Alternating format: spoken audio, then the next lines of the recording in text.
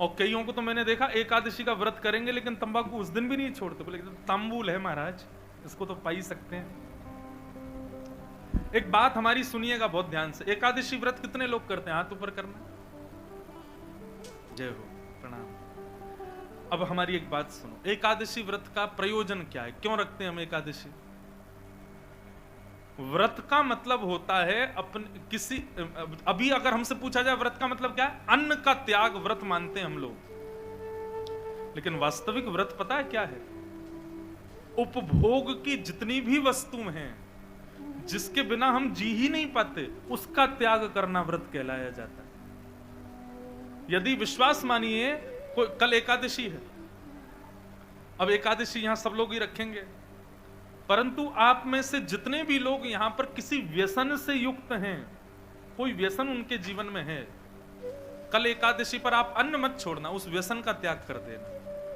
हम कह रहे हैं आप रोज मत छोड़ो, एकादशी एकादशी शुरू कर दो, धीरे धीरे अपने आप रोज छोड़ने लग जाओ। तंबाकू का सेवन करते हैं, मदिरा का सेवन करते हैं, कुछ भी गलत करते हैं, एकादशी के दिन उसको मत करो। बस एक दिन की छुट्टी तो दो, उसको तो दो कम से कम छुट्टी। आप एक दिन देना प्रारंभ कर दो, आपकी असली एकादशी मानी जाएगी। एकादशी का मतलब उन उपभोगी वस्तु जिनके बिना हम जीवित नहीं रह सकते, उनका एक दिन के लिए त्याग करना और उस एक दिन को भगवत भजन के सहारे व्यतीत करना, इसको एकादशी कहते हैं। अब प्राचीन काल में क्या था, इतने साधन नहीं थे, केवल अन्न ही था सब कुछ, इसलिए अन्न छोड़ते थे व्रत के समय पर। और एक और बात बताऊं, एकादशी का व्रत और अच्छा करना है तो एकादशी वाले दिन इसका प्रयोग मत करो, इसका व्रत करके देखो। कल एकादशी है, व्रत करना है तो अन्न से तो क्या, केवल जीव की एकादशी क्यों कराते हो हमेशा? बेचारी इस जीव ने क्या बिगाड़ा हमारा, इसी की एकादशी क्यों होती? एक एक इंद्रिय को लाइन पे लो, धीरे धीरे आंखों को की भी एकादशी करवाओ, कानों की भी करवाओ। और महाराज आजकल सारी इंद्रियां जिस पर आसक्त हैं, ये फोन। एक दिन एकादशी व्रत हमारे कहने से आप ऐसे कर लो कि 24 घंटे समय पूछ लो, बिल्कुल एकादशी कितने बजे शुरू हो रही है, कितने बजे पूरी हो, उतनी देर फोन चलाना ही नहीं है, यूज ही नहीं करना, भाई बिना फोन के रह के देखो। आप विश्वास मानिए, अन्न छोड़ करके एकादशी करने पर बिहारी जी की इतनी बढ़िया अनुभूति नहीं होगी जितनी बढ़िया अनुभूति आप व्यसन और इस प्रकार की आसक्त वस्तु का त्याग करके आप ठाकुर जी को याद कर पाओ। ये असली व्रत है। व्रत लेने हैं तो ये लो, अब नवरात्रि आएगी, 9 दिन लोग अन्न नहीं खाएंगे। महाराज ऐसे ऐसे लोग भी देखे मैंने, केवल पानी पीते, दूध पी के रह लेते हैं। ये कोई बड़ी बात नहीं है, फोन के बिना रह के दिखाओ 9 दिन, तो माने हम, नहीं रह पाओ। व्रत का मतलब उस वस्तु का त्याग जिसके बिना आप विचलित हो जाओ। प्राचीन, अब 500-600 वर्ष पहले अन्न के बिना ही नहीं रह पाता था आदमी, इसलिए अन्न का त्याग किया जाता था एकादशी के दिन। अब आजकल तो बहुत सारी चीजें हो गई हैं, उनका त्याग करके देखो एकादशी के दिन। सही बता रहे हैं, 9 दिन में यदि नई देवी भद्रकाली प्रकट हो जाए, वाह, तेने फोन नहीं चलाया, 9 दिन से तूने फेसबुक नहीं खोला। ऐसा नहीं है कि फोन बुरी वस्तु है, परंतु बंधुओं, हमारी आसक्ति ठाकुर जी के अलावा किसी में भी होगी ना तो वो बुरी बन जाएगी। और इस समय सत्य मानिए, आसक्ति का मूल केंद्र बिंदु यही बन गया है, आसक्ति। मैं तो अपनी कथाओं में कहता हूं 50 साल बाद तो ऐसा हो जाएगा। अब धीरे धीरे आज का जो युवा समाज है, यूथ है, उनको भोजन पानी थोड़ी चाहिए, उनकी खुराक देखो, 2 रोटी, 1 रोटी, चावल दाल, ये तो वो हफ्ता में 1 आध दिन खाते हैं, बाकी के दिन तो पिज्जा बर्गर थोड़ा थोड़ा खा के उनका पेट भर जाता है। क्यों? भोजन छूट गया हमारा, इसकी वजह से खुराक कम हो गई है बच्चों की, पौष्टिक खाना बंद कर दिया है आज के युवाओं ने। खाएंगे तो कचड़ा खाएंगे और उसके अलावा देखेंगे तो इसको देखते रहेंगे पूरे दिन। घर में 8 सदस्य बैठे हैं एक ही टेबल पर, लेकिन बात नहीं कर रहे। क्यों? 8 फोन पे चल रहे हैं। अभी बीच में कुछ ऐसा होता था कि दंगे हो जाते थे ना कहीं पे, तो वहां का इंटरनेट बंद हो जाता था उस क्षेत्र का। महाराज बिना एसी के सोना मंजूर है, बिना बिस्तर के सोना मंजूर है, इंटरनेट पूरी रात नहीं चले, सोएंगे कैसे हम सो ही नहीं पा रहे, जी नहीं पा रहे। क्या आपको ऐसा नहीं लगता कि हमारे प्राण इसमें बस गए हैं? सुबह सुबह आप उठो और आपका फोन गायब हो जाए तो आधे प्राण तो तभी निकल जाएं आपके। एक एक दिन करके प्रारंभ करो, 15 दिन में एक बार एकादशी आती है। धीरे धीरे उस वस्तु के बिना रहने का, ये डी अटैचमेंट बहुत जरूरी है बंधुओं। अटैचमेंट ही सबसे ज्यादा कष्ट का कारण बनता है और हम लोग डी अटैच होना नहीं जानते, वस्तुओं से, संबंधों से, चीजों से। डी अटैच होना सिखाती है कथा, चीजों से, संबंधों से, वस्तुओं से। क्योंकि जितना डी अटैच्ड रहोगे, जितना संबंधों से विमुख रहोगे, उतना हृदय में शांति बनी रहेगी, थोड़ा प्रसन्न रहोगे, आत्म कल्याण कर पाओगे अपना। जितने ज्यादा संबंध उतने ज्यादा दुखी रहोगे जीवन में, जितने कम संबंध उतने ज्यादा आनंद। इसलिए संबंध कम बनाओ तो उन्हीं से बनाओ जो हरि सन्मुख हो, जो बिहारी जी से प्रेम करते हैं, उनसे संबंध बनाओ। हमारे वृंदावन के ठाकुर जी हैं मदन मोहन जी। राजस्थान पर एक बहुत बड़ी कृपा है हमारे वृंदावन की। क्या?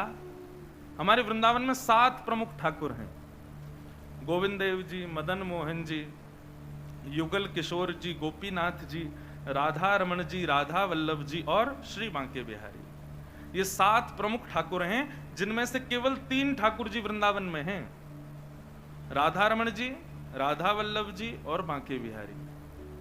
बाकी 3 ठाकुर राजस्थान में हैं, 2 तो जयपुर में ही है, गोविंद देव जी और गोपीनाथ जी, मदन मोहन जी करौली में, और एक ठाकुर जी युगल किशोर जी, वो हैं पन्ना में, मध्य प्रदेश में। तो राजस्थान पे तो बड़ी कृपा है ठाकुर जी की। अच्छा, ये तो थे सप्तनिधि वृंदावन के। और हमारे श्री गोवर्धन नाथ श्रीनाथ जी, वो विराज रहे उदयपुर में, उदयपुर के पास नाथद्वार में। कांकरौली में श्री द्वारिकाधीश जी। ऐसे तो बहुत सारे ठाकुर जी वृंदावन से, हमारे ब्रज से राजस्थान में विराजे। उसके पीछे कारण यह था कि जब मुगल आए ना, तो मुगल मंदिरों पर आक्रमण करते थे। अब वृंदावन के तो राजा रानी हमारे ठाकुर जी और किशोरी जी हैं। अब वे दोनों तो राज बिहार में इतने आनंदित, कहां मुगलों से युद्ध करें। तब राजस्थान के राजाओं ने वृंदावन के पुजारियों को और वहां के वैष्णवों को कहा, आप ठाकुर जी को लेकर यहां आओ, हम अपनी सेना खड़ी कर देंगे, देखें तो सही कौन आक्रमण करेगा। इसलिए कुछ ठाकुर जी हमारे ब्रज के राजस्थान में आ गए। तो करौली में विराजमान है श्री मदन मोहन जी। अब ये कथा हम क्यों सुना रहे हैं? प्रायोरिटी पहले ठाकुर जी को दो, बाद में सब कामों को दो। करौली में मदन मोहन जी के मंदिर में झाड़ू का काम करते थे, उनका नाम था काले खां। क्या नाम था? काले खां। काले खां बड़े प्रसिद्ध हैं, मैंने उनका चरित्र पढ़ा भी है, श्री काले खां जी का। तो काले खां जी के नाम से आज भी मदन मोहन जी की आरती होती है। तो ऐसा होता ही नहीं कि काले खां को प्रणाम नहीं कर दो। देखो कितनी बड़ी बात, हमारे हिंदुओं के इष्ट ठाकुर जी हैं और उनकी आरती होती है, तो आरती में एक विजातीय व्यक्ति का स्मरण किया जाता है, तब आरती संपन्न होती है श्री मदन मोहन लाल जी की। तो काले खां जो थे वो झाड़ू का काम करते थे मंदिर में। अपना घर चलाने के लिए उन्होंने ये कार्य स्वीकार किया। परंतु देखो यहां बहुत सारी बातें इसी कथा में सिद्ध हो जाएंगी।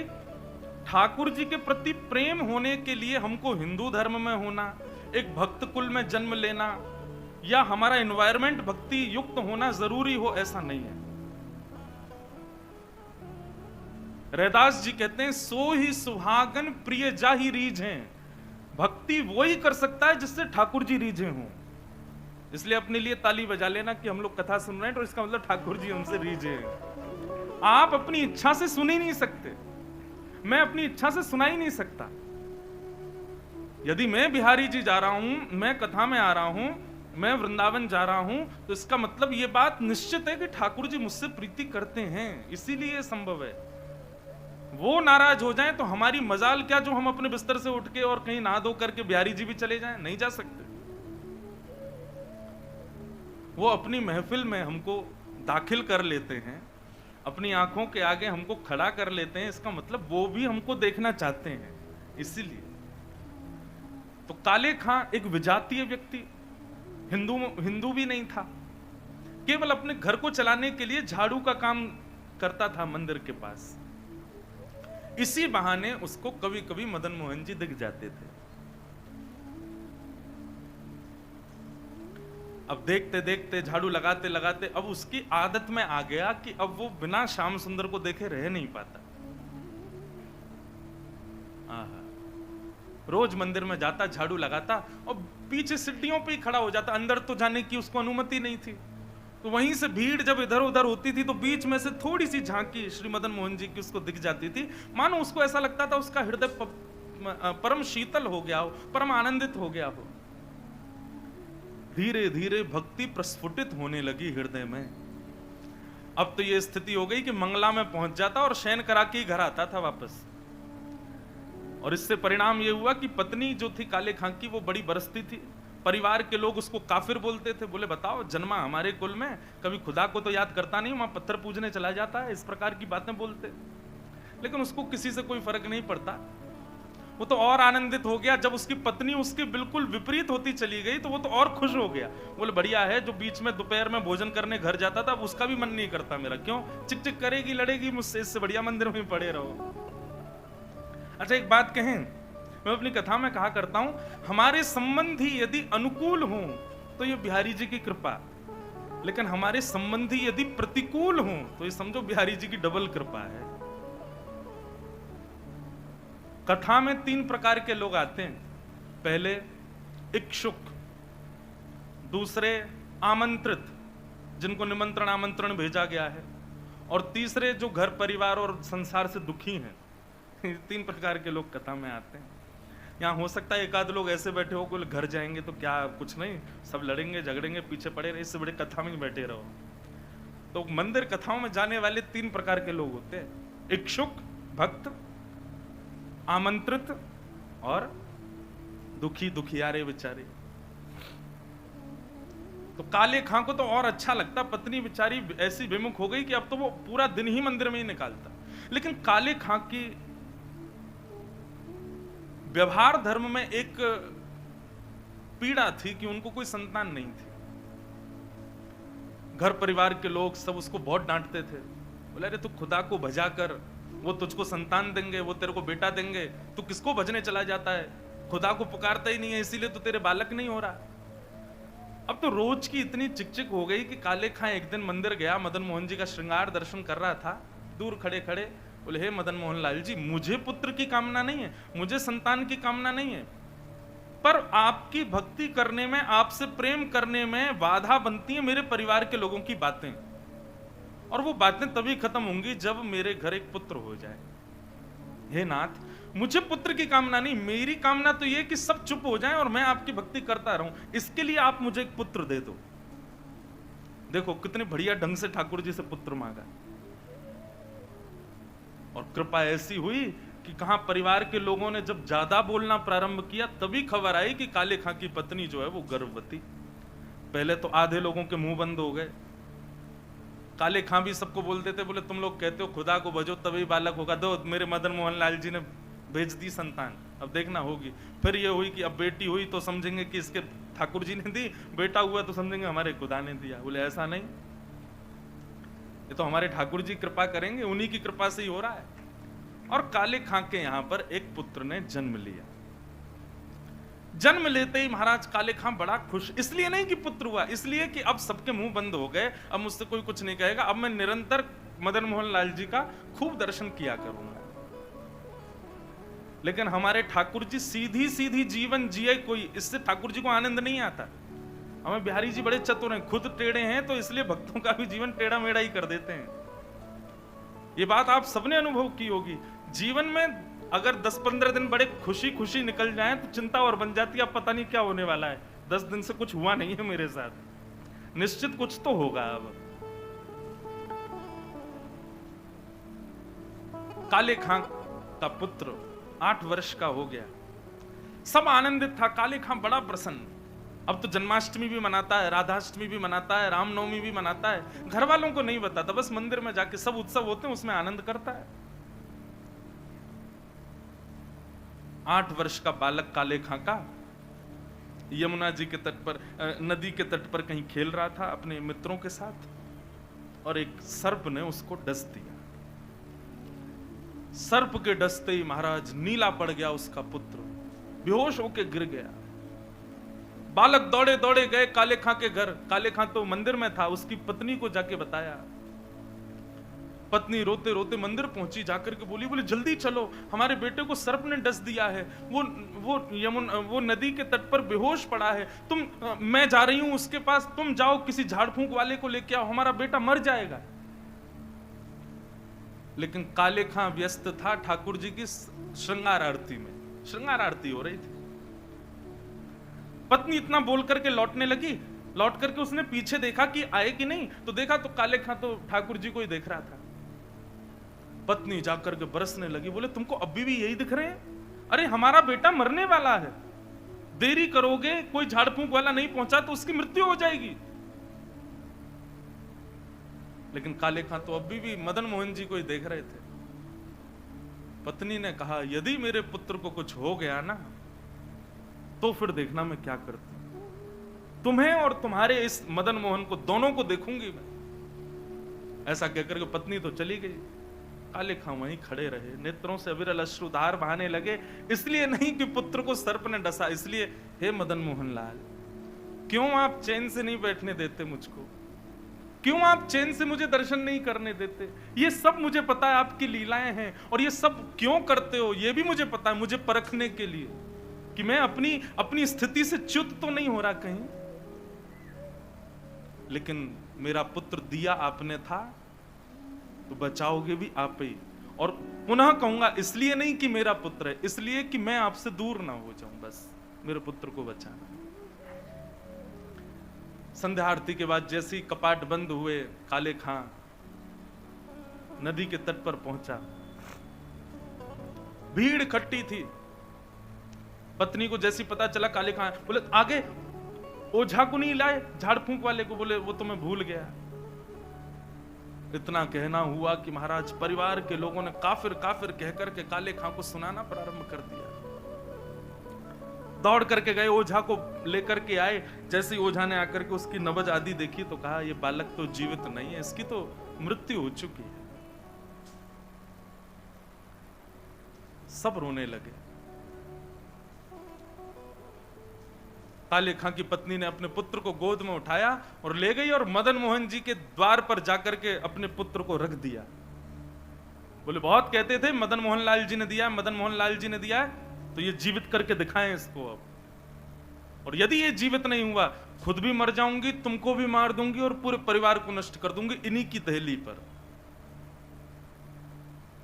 तब काले खां ने मदन मोहन लाल जी को निहारा, और निहार करके कुछ शब्द काले खां ने लिखे हैं, तो थोड़े उर्दू के अल्फाज, लेकिन हैं बहुत सुंदर। इनमें से कई शब्दों के अर्थ तो मुझे भी नहीं पता, उर्दू में। पर एक बात कहें, भक्त की जब चरमोत्कृष्ट भक्ति हो जाती है ना, तो उसकी भक्ति शब्दों के रूप में निकलने लगती है।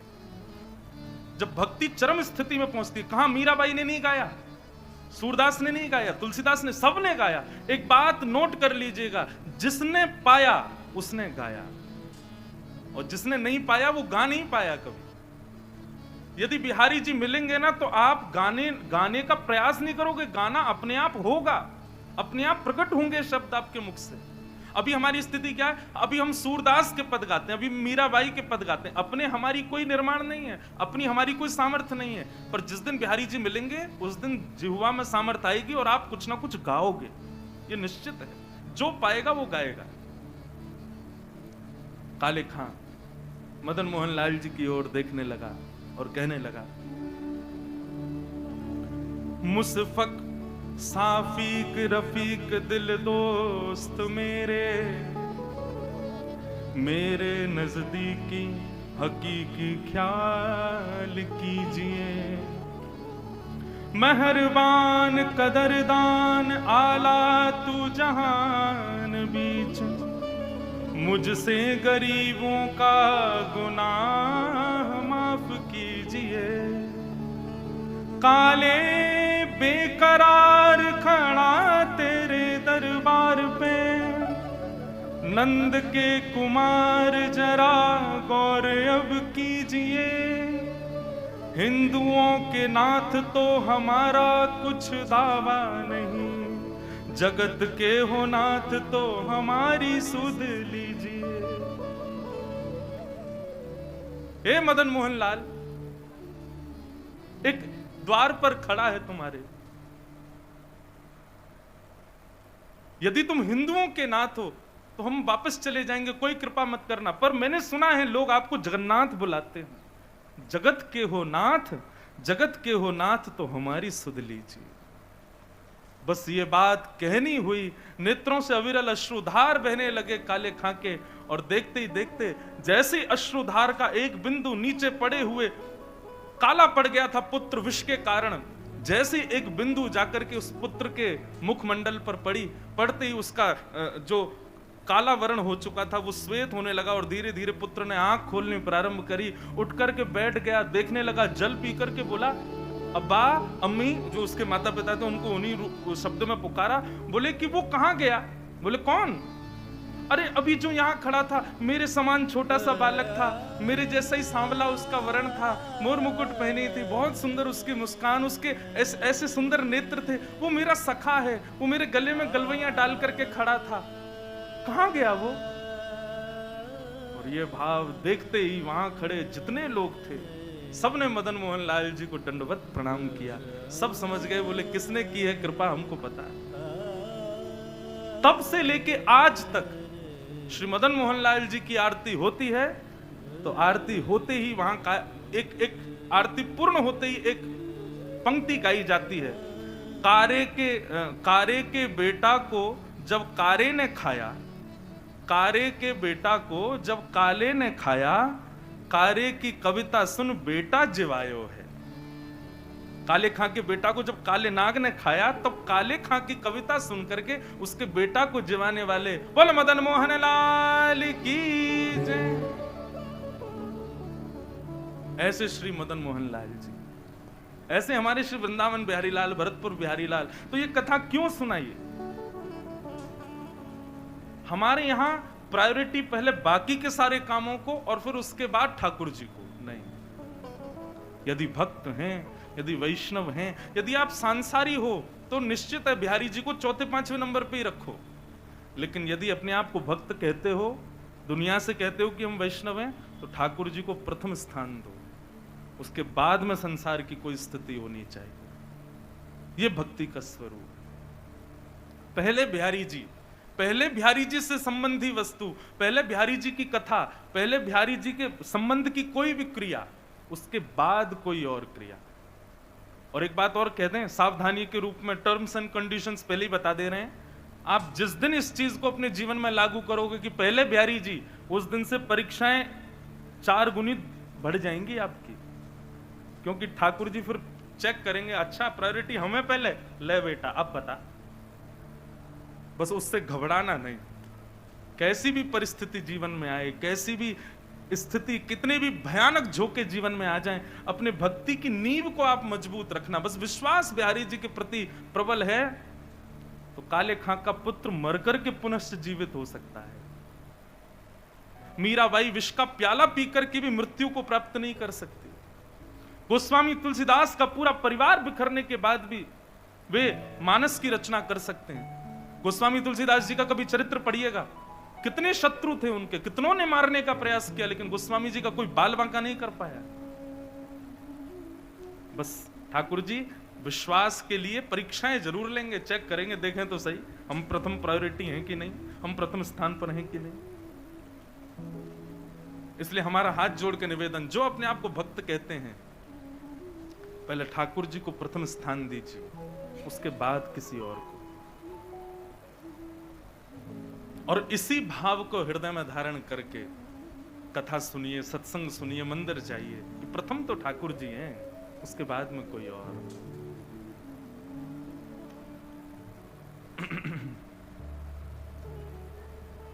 बोलो वृंदावन बिहारी लाल की जय।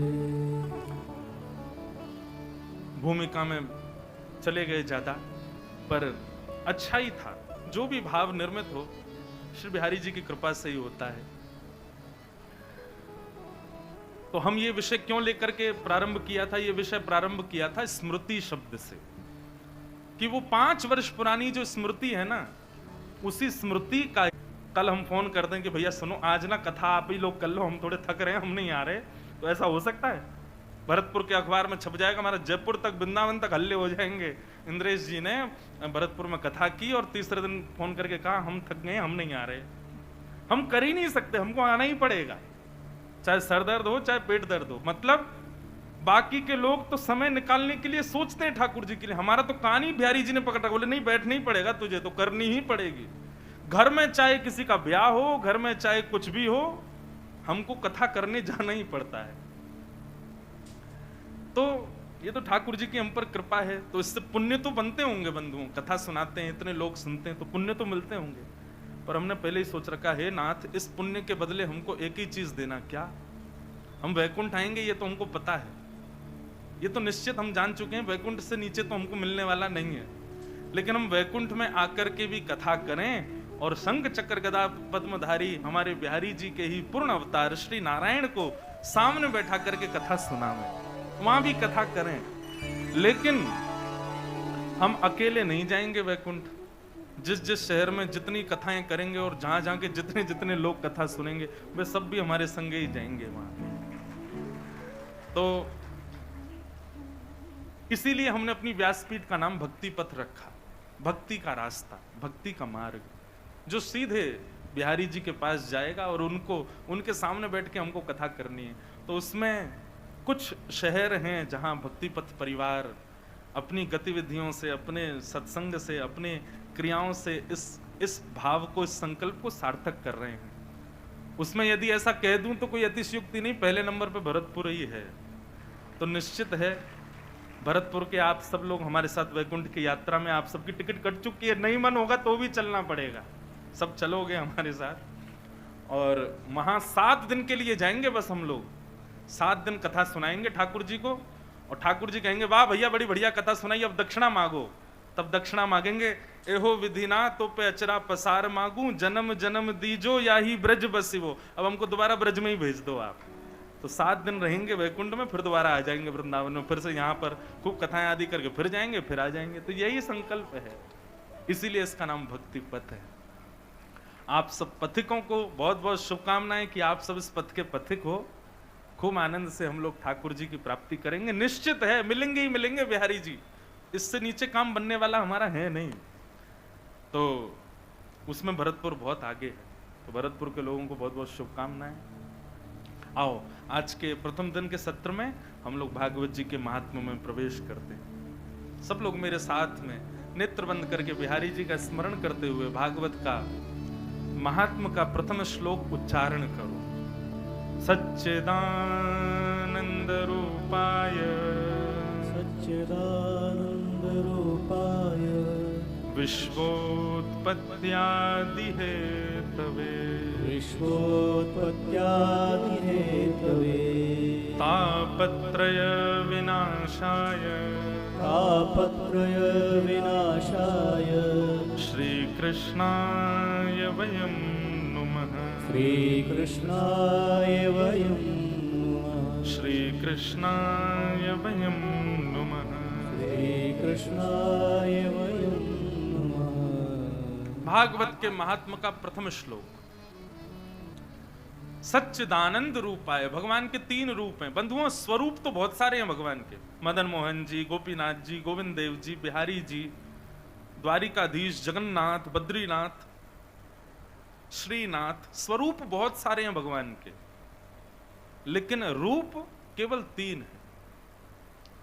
जैसे हमारी फोटोग्राफ्स अलग अलग हो सकती हैं, लेकिन हमारी अलग अलग अदाओं में हैं तो हम ही ना, कभी हंसते हुए, कभी रोते हुए, कभी बैठे हुए, कभी चलते हुए।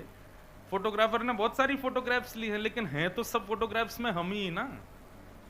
ऐसे ही बंधुओं ये जितने भी ठाकुर जी के स्वरूप हैं, ये सब भक्तों के द्वारा हृदय से प्रकट किए हुए ठाकुर जी हैं। परंतु प्रत्येक ठाकुर के रूप 3 ही हैं, सत्य, चैतन्य और आनंद। बिहारी जी सत्य स्वरूप हैं, आप सब अनुभव करोगे। आप संसार में किसी से कितना भी प्रेम कर लो, लेकिन फिर भी अपने कुछ ना कुछ बातों को मन में छुपाओगे, उससे भी नहीं बोल सकते।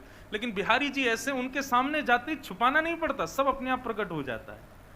जो हम किसी को नहीं बता पा रहे, बिहारी जी के सामने जाते ही वो अपने आप प्रकट हो जाता है। चाहे वो हमारी दुख के हों, चाहे वो हमारे सुख के हों, चाहे वो हमारे द्वारा किए गए पाप हों, चाहे वो हमारी पीड़ाएं हों, बिहारी जी के सन्मुख आते ही सब अपने आप प्रकट हो जाती हैं। इसलिए वो सत्य है।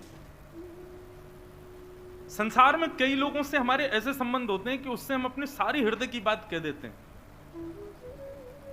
वो हमारे सगे भाई बहन भी हो सकते हैं, या चाचा ताऊ के बच्चे भी हो सकते हैं, हमारे पड़ोसी भी हो सकते हैं, हमारे मित्र भी हो सकते हैं। परंतु बंधुओं, ठाकुर जी ऐसे हैं कि उनसे आप वह भी बोल सकते हो जो आप किसी से नहीं बोलते, और बोल सकते हो नहीं, बोलते ही हो। व्यक्ति पाप कर ले सबसे छुपा लेगा, लेकिन ठाकुर जी से नहीं छुपा पाता। चोर भी यदि कभी मंदिर में जाता है ना, तो बिहारी जी से कहता होगा, हे बिहारी जी, आगे वाली की चैन काट रहा हूं मैं, क्षमा कर देना। आज भी हमने सुना कि कथा में 2-3 माताओं के कुछ चैन वैन कट गई, इसलिए भैया यहां तो भक्ति का गहना पहन के आओ, उसको कोई चोरी कर ही नहीं पाएगा। सांसारिक गहने घर ही छोड़ के आई हूं, क्योंकि यहां पर भी बहुत सारे लोग बिहारी जी से प्रार्थना इसीलिए करके आ रहे होंगे कि हे बिहारी जी, कृपा करना वो महंगी वाली चैन पहन के आवे ताकि हम काट सकें। तो बिहारी जी बेचारे सबके हैं, कहो तो उसकी सुन लें। इसलिए आप लोग अपनी चतुराई से आओ, थोड़ा सावधानी रखो इस बात में भी। तो भगवान सत्य हैं, उनके सामने सबका सत्य प्रकट हो जाता है। इस बात का प्रमाण देती है महाभारत की एक कथा। कौरवों के पिताजी का नाम क्या है? धृतराष्ट्र। धृतराष्ट्र का एक श्लोक है महाभारत में, वो वहां कहते हैं, जानामि धर्मं न च मे प्रवृत्ति, जानाम्य धर्मं न च मे निवृत्ति। धृतराष्ट्र कहते हैं, मैं जानता हूं कि धर्म क्या है, लेकिन जानते हुए भी पता नहीं क्यों मेरा मन ही नहीं होता करने का। और मैं ये भी जानता हूं कि मैं और मेरे पुत्र जो कर रहे हैं ये अधर्म है, लेकिन ये जानते हुए भी पता नहीं क्यों मैं ना तो उनको रोक पा रहा हूं, ना खुद रोक पा रहा हूं। मतलब व्यक्ति को पता है कि सही क्या है और गलत क्या है, लेकिन फिर भी वो गलत करता है। ऐसा हो ही नहीं सकता कि उसको पता नहीं था कि ये गलत है। सबको पता होता है कि हम गलत कर रहे हैं, हम अपराध कर रहे हैं, हम पाप कर रहे हैं, सबको पता होता है ये, लेकिन फिर भी हम करते हैं। तो अपराध करते हैं जानते हुए भी कि ये अपराध है, जानते हुए भी हम कर देते हैं। क्यों? हम 2 मिनट के लिए ऐसा विचार कर लेते, ठाकुर जी क्षमा करना, क्या कर, मजबूर ये करना पड़ेगा। तो हमें ये बात तो पता है कि ठाकुर जी को पता है कि हमने ऐसा किया है, हमसे ऐसी वस्तु हो गई है, हमसे ऐसी क्रिया हो गई है। ठाकुर जी सत्य हैं, उनको सब पता है, उनसे कुछ छुपा नहीं है। सत्य। भगवान का दूसरा स्वरूप है चैतन्य। बंधुओं, ठाकुर जी को कभी भी जड़ मत समझना। ये एक भक्ति में अपराध है कि ठाकुर जी को हम जड़ समझें। ये तो मूर्ति हैं, कुछ भी पहना दो, कुछ भी खिला दो, कैसे भी रख लो, नहीं, वो चैतन्य है, साक्षात चैतन्य है। उनके प्रति चैतन्य का भाव रखना ही पड़ेगा, तभी आपकी भक्ति आगे को अग्रसित होगी। आप केवल ये भाव रखोगे ये तो मूर्ति हैं बस, आप भक्ति में कभी उस वस्तु, उस श्रेणी से कभी आगे नहीं बढ़ पाओगे। उनके प्रति चैतन्य भाव रखना ही पड़ेगा। हमारे वृंदावन के राधा रमन लाल जी का कभी दर्शन करो आकर के, आपको अनुभव होगा। जिस दिन राधा रमन लाल जी बड़े प्रसन्न होते हैं, अपनी पोशाक से, अपनी सेवा से, या किसी भी भाव से प्रसन्न होते हैं, तो उस दिन उनके 3-4 दतुइयां दिखाई देती हैं। कोई गौर से अगर देखे दूरबीन से या फिर फोटो खींच ले, और यदि अभी जैसे गर्मियों के समय में शाम को लगभग हर मंदिर के ठाकुर जी बाहर आ जाते हैं, बाहर आकर के सबको दर्शन देते हैं। आप कभी गौर से देखना, राधा रमन लाल जी जिस दिन बड़े प्रसन्न होते हैं ना, उस दिन उनके दांत दिखाई देते हैं, 3-4 दांत दिखते हैं। क्यों? क्योंकि वो जड़ नहीं है, वो चैतन्य है। उनको जड़ समझने की भूल भी मत कीजिएगा। हमारे श्री गोवर्धन नाथ ऐसे ठाकुर जी तो पूरे विश्व में ही नहीं है। क्यों? सारे मंदिरों में अपरस का भाव है, किसी को भी प्रवेश नहीं कर सकता कोई, लेकिन एकमात्र हमारे गोवर्धन नाथ जी ऐसे, यहां कोई भी चले जाओ, सबको अधिकार है, सब अंदर चले जाओ, सब गिरिराज जी को गले लगा लो। अच्छा देखो एक बात और बताएं, ब्रजवासियों को अधिकार है कि जब श्री गोवर्धन जाएं तो किसी गोवर्धन शिला का भले ही अभिषेक ना करें, भले ही इत्र ना लगाएं, भले ही भोग ना लगाएं, लेकिन गले से जरूर लगा के आया करो, क्योंकि ये संबंध हमारा ठाकुर जी ने बनवाया था गिरिराज जी के साथ। और एक और बात बताएं, गिरिराज जी में जितनी भी शिलाएं, गिरिराज जी से जो अलग शिलाएं दिखाई देती हैं, जो गिरिराज जी पर लेटी हुई हैं, ये सब अनन्य ब्रजवासी ही शिला बनकर के गिरिराज जी को माने आलिंगन कर रहे हैं, अपने हृदय से लगा रहे हैं। तो हमारे गिरिराज जी को आलिंगन जरूर किया करो, श्री गोवर्धन नाथ जी को। तो भगवान चैतन्य है, वो जड़ नहीं है, जड़ कभी नहीं मानना उनको। आप जिस दिन ये भाव रखोगे कि ये जड़ हैं, आपसे उसी दिन से अपराध बनने प्रारंभ हो जाएंगे। सेवा में अपराध, भोग में अपराध, भक्ति में अपराध, उसी दिन से अपराध बनने लग जाएंगे। इसलिए आप उनको चैतन्य समझो। चैतन्य समझोगे, चैतन्य मानोगे। अच्छा, चैतन्य मानने का मतलब एक और सुन लीजिए, इसका मतलब ये भी नहीं कि आप ठाकुर जी को सब जगह संगी लेके चलो, डलिया में कहीं भी ले जा रहे हैं, कहीं का समय। इस समय ठाकुर जी गौचारण में ही होते हैं, अपने ग्वाल बालों के संग होते हैं। इसी भाव से हम कथा में आते हैं कि ठाकुर जी तो गैया चरावे गए, हम कथा करवे चले जाएं, शाम को जब जाएंगे तब तक ठाकुर जी आ जाएंगे। ये भाव बंधुओं कब प्रकट होंगे? जब आप अपने ठाकुर जी को जड़ ना समझ के चैतन्य समझो। जैसे हमें सर्दी लगती है, हमें गर्मी लगती है, हमें भूख लगती है, हमें प्यास लगती है, ऐसे ही ठाकुर जी हैं, वो जड़ नहीं है। व्यक्ति के कमरों में एसी लगे हैं, ठाकुर जी के कमरे में पंखा लगा है, वो भी जोर जोर से आवाज कर रहा है, चर्र चर्र चर्र, धीरे धीरे चलता है। क्यों? ठाकुर जी के लिए भी एसी लगाओ, वो जड़ नहीं है, वो चैतन्य है। ठाकुर जी के लिए भी उतनी व्यवस्थाएं रखो जितनी व्यवस्थाएं आपके लिए हैं। और ये सब भाव बंधुओं कब प्रकट होंगे? जब भगवान को आप जड़ नहीं समझो, चैतन्य समझो। बुरा नहीं मानिएगा, कान पकड़ के क्षमा है सब लोगों से।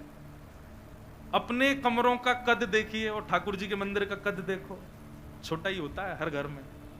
हमारे घर आना, हमारे लाल जी का कमरा देखना, सारी फैसिलिटी है हमारे ठाकुर जी की। ऐसा नहीं कि उनको जरूरत है, ऐसा इसलिए क्योंकि हमें पता है वो चैतन्य है, वो जड़ नहीं है, उनको चैतन्य भाव है।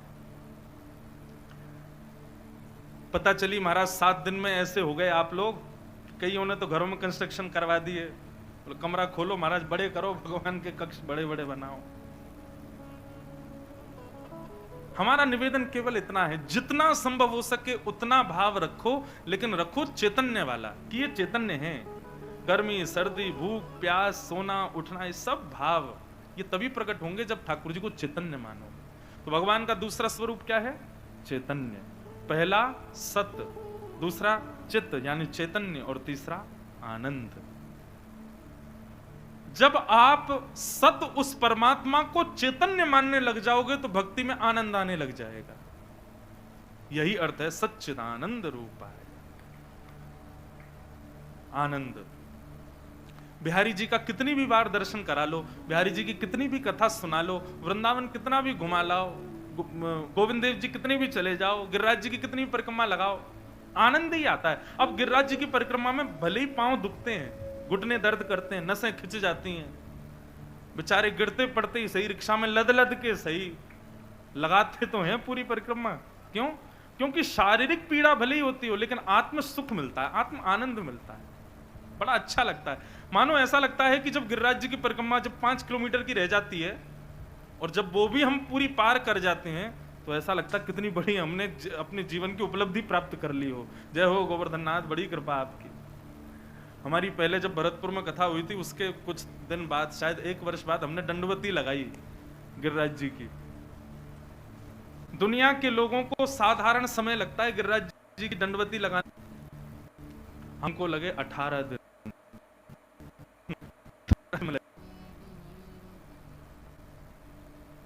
कुम्भन दास जी, हमारे अष्ट सखाओं में एक सखा हुए श्री कुम्भन दास, गोवर्धन नाथ जी के परम सेवक थे। सुंदर सुंदर पद गाया करते थे ठाकुर जी के आगे जाकर के। उनका गला बहुत अच्छा था। एक बार फतेहपुर सीकर के राजा ने उनको गायन के लिए बुलाया। पहले तो गए नहीं, बहुत बुलाने पर जब गए तो ऐसा पद गा करके आए कि राजा बेचारा पानी पानी हो गया। राजा ने कहा कि आप दक्षिणा मांगो, क्या चाहिए? तो कुम्मन दास जी बोले, जो मांगेंगे सो दोगे? बोले हाँ देंगे। बोले आज के बाद कभी अपना मुख मत दिखाना हमको, ऐसी दक्षिणा दो, ऐसी दक्षिणा दो कि गिरधर लाल जी के अलावा, श्री गोवर्धन नाथ जी के अलावा कहीं भी मैं गाऊं ना, ये दक्षिणा मुझको दो। देखो हम लोगों के अंदर और भक्तों के अंदर कितना अंतर होता है। हम जगह जगह अपने गुणों का बखान करते हैं ताकि सब हमसे रीझ जाएं, सब हमारी ओर आकर्षित हो जाएं। लेकिन भक्त का स्वभाव है वो अपने गुण को छुपा के रखता है, केवल अपने ठाकुर जी के आगे ही प्रकट करता है। तो कुम्मन दास जी की एक बार भक्ति की परीक्षा ऐसी हुई कि श्री गुसाई विठलनाथ जी उनको बोले चलो द्वारिका दर्शन करने के लिए चल रहे हैं। तो कुम्मन दास जी इतने व्याकुल हो गए, इतने व्याकुल हो गए।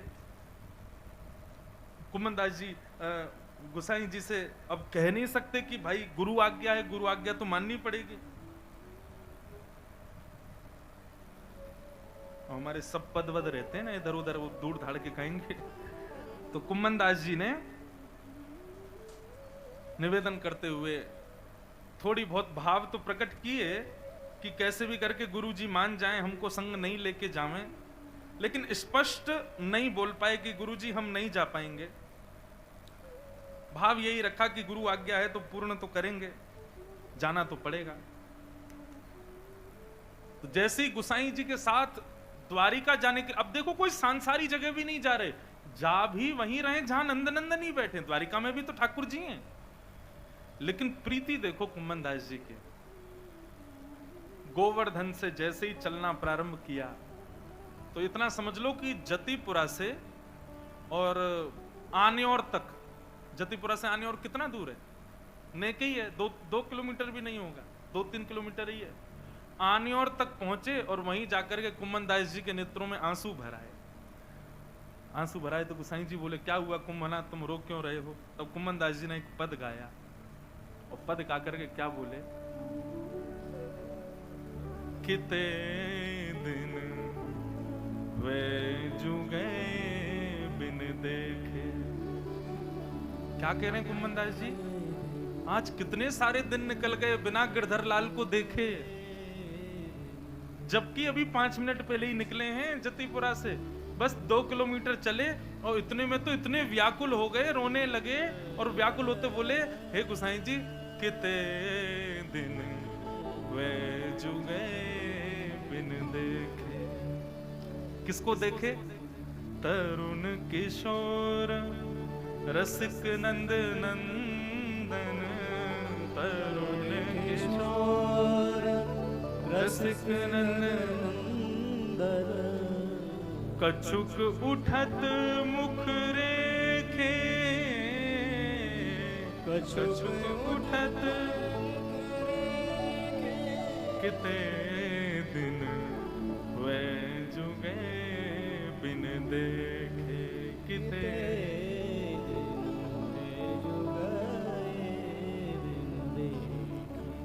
तरुण किशोर रसिक नंद नंदन, कछुक उठत मुख रेखे। आहा। तरुण किशोर मतलब बिल्कुल नवीन वपु जिनका है, बिल्कुल कसा हुआ बदन जिनका है, बिल्कुल तरुण अवस्था के नंद नंदन, जो रसिक शिरोमणि हैं, जिनके नेत्र भी रसीले।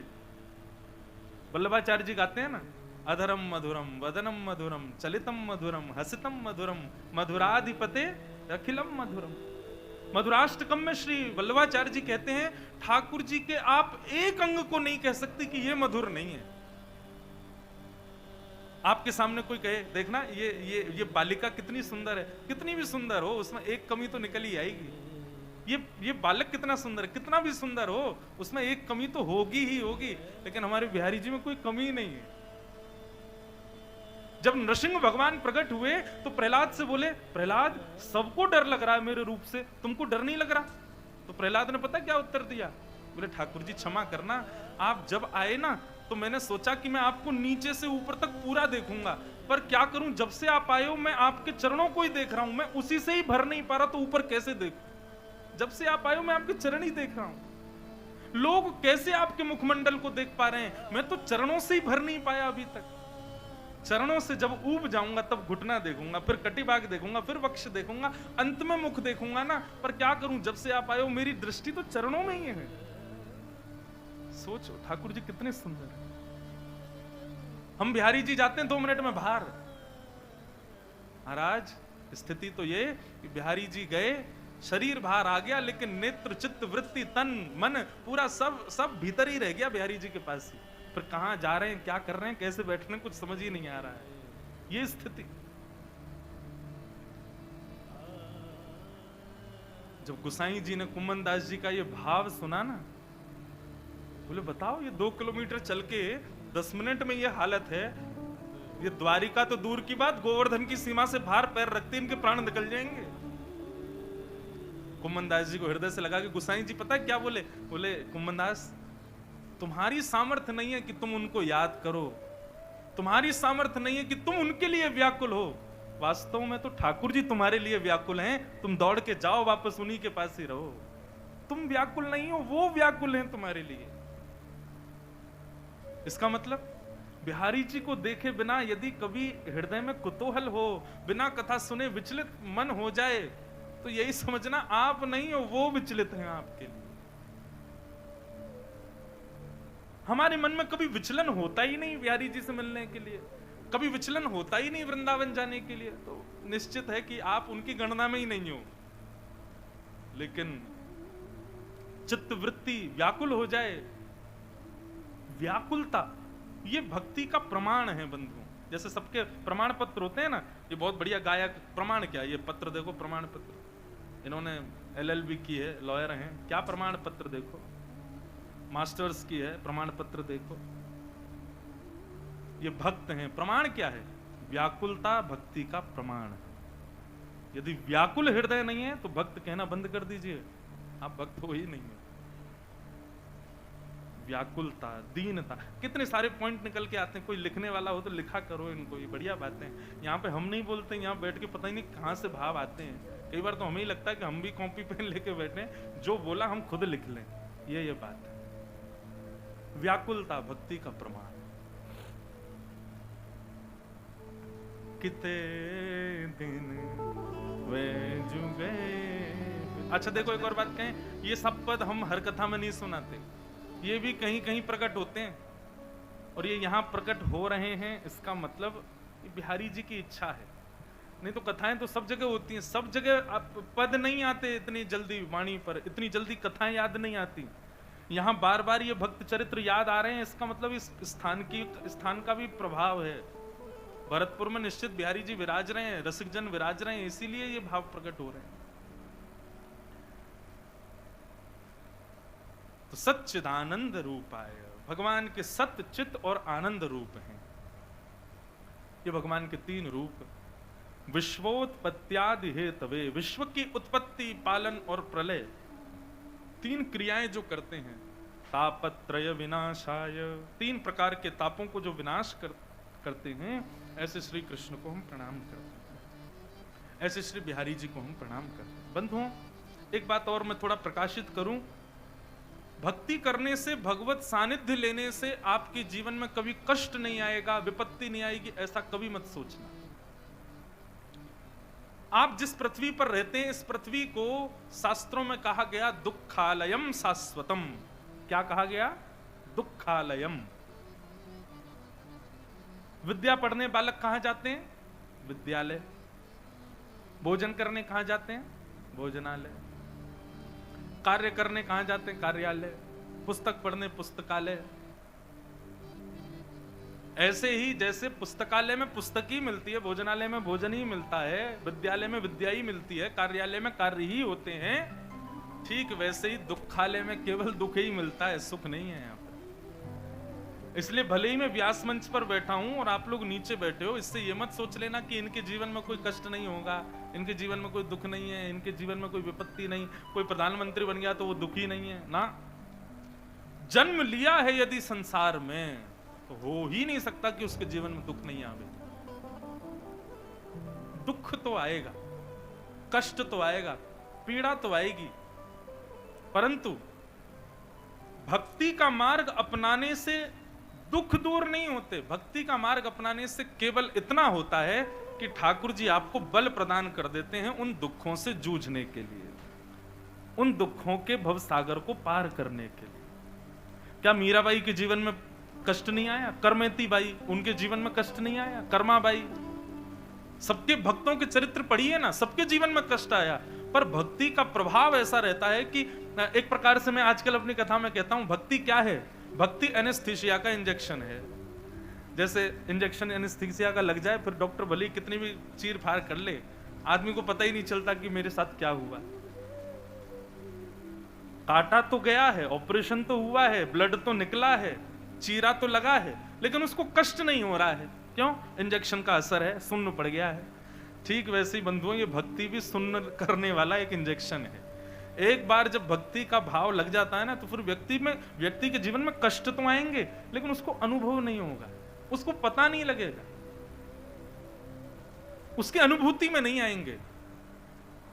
और ये प्रमाणित बात है, ये भी एक प्रमाण है कि कष्ट जीवन में आए और आप विचलित हो गए, आप दुखी हो गए, आप व्याकुल हो गए, तो इसका मतलब यह है कि अभी भक्ति का इंजेक्शन लगा नहीं है, इसीलिए पीड़ा हो रही है। भक्ति जीवन में आ जाए तो फिर पीड़ाएं तो आएंगी, लेकिन अनुभव नहीं होगा, अनुभूति नहीं होगी। तो कभी भी ये मंतव्य तो मत रखिएगा कि कथा सुनने से, भक्ति करने से पीड़ा नहीं आती जीवन में, हनुमान चालीसा पढ़ने से, नित्य पाठ करने से हमारा दिन बढ़िया ही जाएगा, ऐसा नहीं। हनुमान जी तो मानस में कहते हैं, प्रात लेत जो नाम हमारा, फिर क्या है आगे? यही दिन दाहिना मिले आहार। मिले आहारा, उसको उस दिन आहार नहीं मिलता। कैसे कैसे भाव। और यहां तो पूरे भारत में अधिकांश घरों का प्रारंभ ही हनुमान चालीसा से ही होता है। कहने का अभिप्राय यह है कि बंधुओं, भक्ति मार्ग अपनाने से, यज्ञ हवन व्रत अनुष्ठान आदि इन सबको करने से पीड़ा जीवन से चली जाएंगी, ऐसा नहीं होगा, कभी नहीं होगा। पीड़ाएं तो आएंगी, क्योंकि आप जिस जगह रहते हो उस पृथ्वी का नाम दुखालय है, यहां दुख ही मिलेगा। बस भक्ति का पुट लग जाने से ऐसा है कि बस उसकी अनुभूति कम होती है। गोस्वामी तुलसीदास जी कहते हैं, दीन कहे धनवान सुखी, धनवान कहे सुख राजा को भारी, राजा कहे महाराजा सुखी, महाराजा कहे सुख इंद्र को भारी, इंद्र कहे चतुरानन को सुख, ब्रह्म कहे सुख विष्णु को भारी, पर तुलसीदास विचार कहे, हरि भजन बिना सब जीव दुखारी, हरि भजन बिना सब जीव दुखारी। इसीलिए हम गाते हैं कथाओं में, हरि का भजन करो, हरि है हमारा, हरि का भजन करो, करताल बजा के हरि है आपसे, हमारा, हरि का भजन करो, हरि है हमारा, हरि का भजन करो, हरि है हमारा, हरि नाम लेने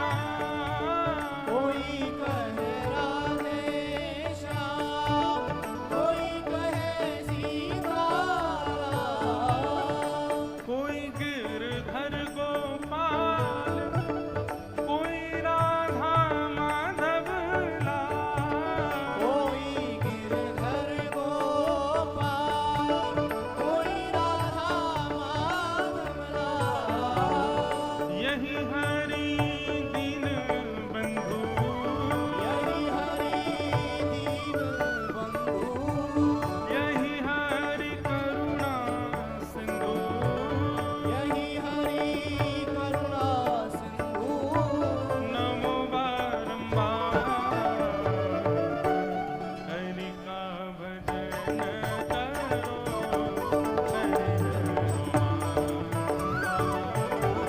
हरि का भजन करो, हरि है हमारा।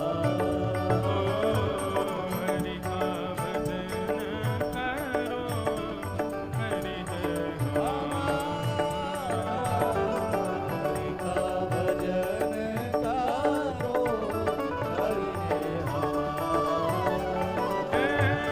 हरि नाम लेने वाला, हरि नाम लेने वाला, हरि नाम गाने वाला, हरि नाम गाने वाला। हरि का है प्यारा, हरि का भजन करो, हरि है हमारा। हरि का भजन करो, हरि है हमारा। गोविंद बोलो हरि गोपाल बोलो, गोविंद बोलो हरि गोपाल बोलो, श्री गोविंद बोलो हरि गोपाल बोलो, गोविंद बोलो हरि गोपाल बोलो। जय जय राधा रमण हरि गोविंद बोलो, राधा रमण हरि गोविंद बोलो, जय जय राधा रमण हरि गोविंद बोलो, राधा रमण हरि गोविंद बोलो। जय जय गोविंद बोलो हरि गोपाल, जय गोविंद बोलो हरि गोपाल बोलो, जय जय गोविंद बोलो हरि गोपाल बोलो, गोविंद बोलो हरि गोपाल बोलो।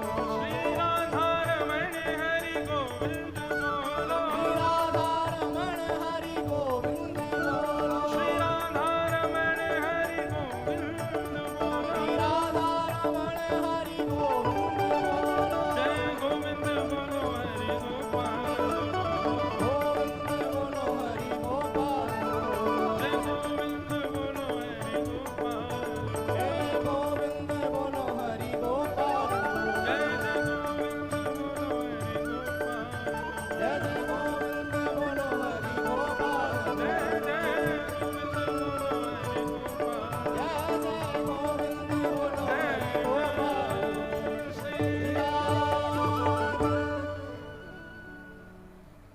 हमारे हैं नाथ, इसलिए भैया उनको खूब याद करो, खूब भजन करो, खूब स्मृति करो। अच्छा, केवल आप भगवत भजन करने से भक्त बनोगे, भक्ति भाव आपके हृदय में आएगा, इतना मात्र ही नहीं है। संसार में रहने के लिए सद्बुद्धि भी भक्ति से ही आती है। बिनु सत्संग विवेक न होई, राम कृपा बिन सुलभ न सोई। ये जो विवेक हमारे जीवन में, देखो ज्ञान जीवन में आना ये कोई जरूरी बात नहीं है। मैं फिर कह रहा हूं, ज्ञानी होने से कल्याण नहीं होता, विवेकी होने से कल्याण होता है।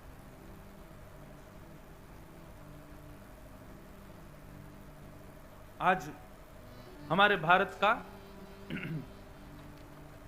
एक बहुत बड़ा G20 समिट का कार्यक्रम चल रहा है दिल्ली में। कितने देशों के बड़े बड़े प्रतिनिधि आए हैं, कितने बड़े बड़े बिजनेसमैन आए हैं, कितने बड़े बड़े CEOs आए हैं, सब वहां इकट्ठे हुए हैं। और किस व्यक्ति के आमंत्रण पर आए हैं? व्यक्ति हमारे प्रधानमंत्री हैं, नाम उनका मोदी जी है, परंतु क्वालिफिकेशन ज्ञान के दृष्टि से ज्यादा नहीं, विवेक की दृष्टि से बहुत ऊपर है। उस कार्यक्रम में कितने लोग आए हैं, कितने लोग तो बड़ी बड़ी क्वालिफिकेशंस उनकी लाइफ में हैं, पढ़ाई लिखाई के रूप में, जो शायद कई लोग तो अपने 2-2, 3-3 जन्मों को भी ले लें तो भी नहीं कर पाएंगे। परंतु एक विवेक युक्त व्यक्ति की वजह से सब संभव हो पाए, सब एक तरफ आ गए। तो विवेकी होना बहुत जरूरी है, और विवेक प्राप्त होता है सत्संग से। बंदरों में विवेक नहीं होता, परंतु हनुमान जी अत्यंत विवेकी हैं। क्यों? क्योंकि प्रभु चरित्र सुनवे को रसिया, राम लखन सीतामन रसिया। क्योंकि श्री हनुमान जी महाराज को प्रभु चरित्र सुनने में आनंद आता है, भगवत कथा भक्ति भाव सुनने में। इस प्रकार के आप कहां तक गए हनुमान जी के विषय में यदि विस्तार से जाएं तो श्री हनुमान जी कहते हैं, यत्र यत्र रघुनाथ कीर्तनम तत्र तत्र कृतमस्तकांजलिम वाष्पवारी परिपूर्ण लोचनम मारुतिम नमत राक्षसांतकम। यत्र यत्र रघुनाथ कीर्तनम, जहां भी राम जी का कीर्तन होता है, कथा होती है, जहां भी भगवान कृष्ण की कथा होती है, तत्र तत्र कृतमस्तकांजलिम। जैसे ही कथा बुक होती है ना, तो 7 दिन की लिस्ट हनुमान जी पे सारे वक्ताओं की पहुंच जाती है, और हनुमान जी भले एक क्षण के लिए सही हर कथा में हाजिरी लगाने जाते हैं। भरतपुर भी आएंगे, यहाँ पर भी एक दिन हाजिरी किसी ना किसी रूप में लगेगी, हमको नहीं पता चलेगा, लेकिन हनुमान जी आएंगे, निश्चित आएंगे। क्योंकि इसीलिए वो चारों युग परिताप तुम्हारा। त्रेता के बाद में राम जी के साथ क्यों नहीं गए हनुमान जी? साकेत चले जाते, वैकुंठ में ही रहते। हनुमान जी बोले, हे रघुनाथ जी, साकेत में आपके दर्शन तो मिल जाएंगे, लेकिन क्या आपकी कथा मिलेगी? भगवान बोले, जहां हम प्रत्यक्ष बैठे हैं, साक्षात हमारे दर्शन जहां हो रहे होंगे, वहां कथा की क्या आवश्यकता है? हनुमान जी बोले, तो फिर आपका साकेत, आपका वैकुंठ आपको ही शुभकामनाओं में देते हैं, हम तो यहीं पृथ्वी पर ही रहेंगे ताकि आपकी कथा सुनने को मिले। हनुमान जी से राम जी बोले कथा में ऐसा क्या है? बोले, प्रत्यक्ष जब आप सामने होते हो तो केवल 2 आंखों को दिखते हो, लेकिन कथा में आप सामने नहीं होते, लेकिन फिर भी रोम रोम को आपका अनुभव होता है। इसलिए नाथ, केवल 2 नेत्रों के लोभ में मैं साकेत क्यों जाऊं? मैं तो प्रत्येक रों से आपका स्पर्श करूंगा, और वो संभव केवल कथा में ही होता है। इसलिए मुझे आप पृथ्वी पर ही छोड़ के जाओ। इसलिए हनुमान जी के लिए कहते हैं, चारों युग परिताप तुम्हारा। क्यों?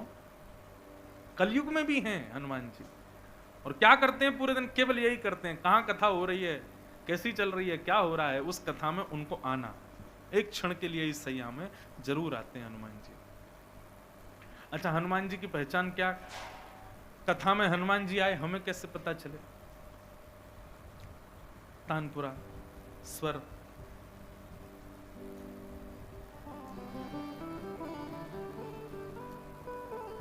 हमें कैसे पता चले कि हनुमान जी कथा में पधारे? तो वाष्पवारी परिपूर्ण लोचनम, हनुमान जी की पहचान क्या है कि वो कथा में आएंगे, दीन इनसे पीछे बैठ जाएंगे, और आंखों से अविरल अश्रुधार गिर रही होगी। देखने में तो ऐसे लगेंगे कि लोग उनकी उपेक्षा कर दें। 2-4 लोग तो हो भी सकता उठा के कहते हैं, भाई जाओ, कहां से आगे, कौन हो?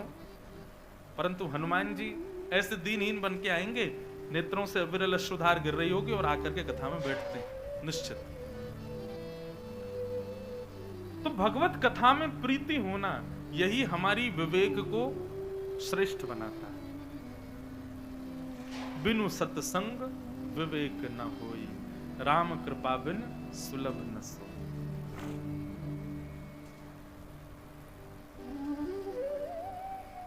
आगे भागवत में वर्णन आता है, 88,000 सौनकादि ऋषि नैमिषारण्य क्षेत्र में मानव कल्याण के लिए यज्ञ कर रहे थे, हम मानवों के कल्याण के लिए।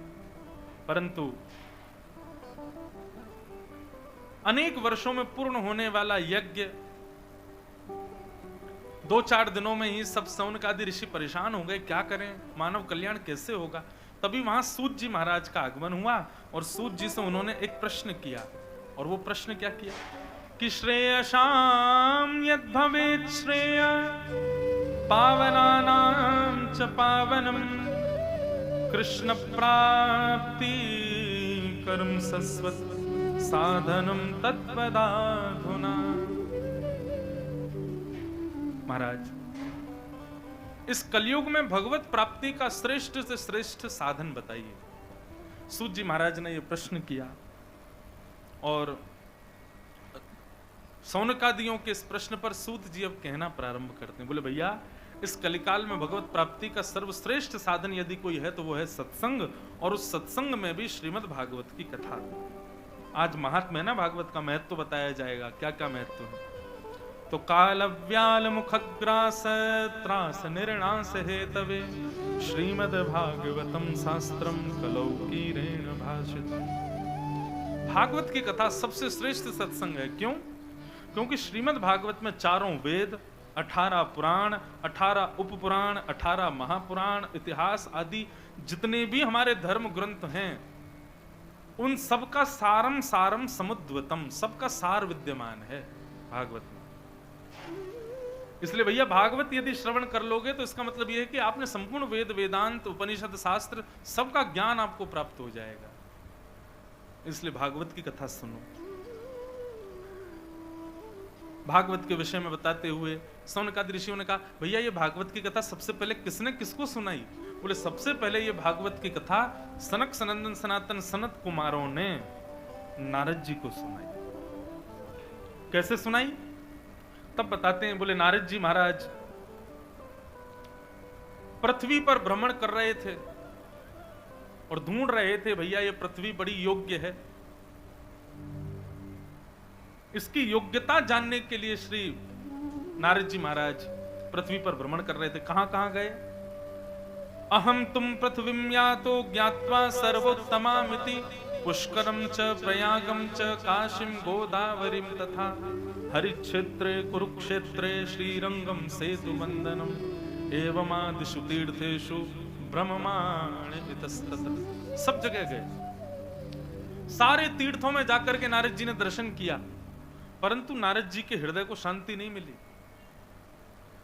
बंधुओं, लाखों वर्ष पहले, हजारों वर्ष पहले नारद जी ने जो पृथ्वी की स्थिति बताई है, पृथ्वी आज भी वैसी है। अब नारद जी यहां पर ये बात कितने वर्षों पहले कह रहे हैं, लेकिन अभी हम अगर आपको बताएं तो आपको लगेगा ये तो अभी भी होता है। ये सब तो नारद जी कह रहे हैं। कैसी है पृथ्वी? बोले सत्यम नास्ति तपः शौचम दया दानम न विद्यते उदर भरिणो जीवा बकारा उदरणम भरिणो जीवा बराकाह कूट भाषिण मंदा सुमंद मतयो मंद भाग्याहुपद्रुता पाखंड निरता संतो विरक्ता सब परिग्रह। मंद बुद्धि है लोगों की। मतलब कैसे? बता दिया गया कि ये काम नहीं करना चाहिए, पाप है, फिर भी छुप छुपा के करने जाते हैं। सबको पता है मदिरा पीना पाप है, मांस भक्षण करना पाप है। तंबाकू के ऊपर स्पष्ट लिखा होता है कि मुझको खाओगे तो मैं कैंसर कर दूंगा, तुमको मार दूंगा, लेकिन आदमी फिर भी खा जाता है। भारत और पूरे विश्व भर के जितने भी देश हैं, उनकी इकोनॉमी ही टिकी हुई है मदिरा के ऊपर। सोचो इससे बड़ी और कौन सी विडंबना होगी। कोविड टाइम जब आया था तब सब बंद कर दिए, लेकिन सबसे पहले खुलने वाले मंदिर नहीं थे, मधुशाला थे। क्यों? बोले भैया इकोनॉमी सुधारनी है तो ये तो खुलना पड़ेगा।